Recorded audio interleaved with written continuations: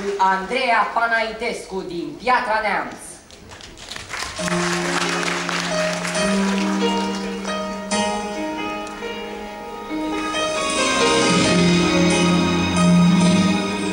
Dacă visele curate cândva s-ar împlini, lumea noastră cred că mult mai bună ar fi. Fără ură și războaie și lacrimi care dor, și fără aripi ce se frâng în zbor. Astăzi îmi deschizi o poartă către vis, unde oamenii prieteni toți ar fi.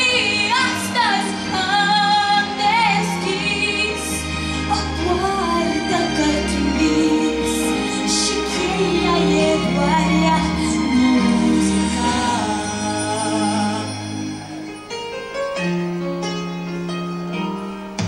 Dacă visul meu de pace cândva se va împlini,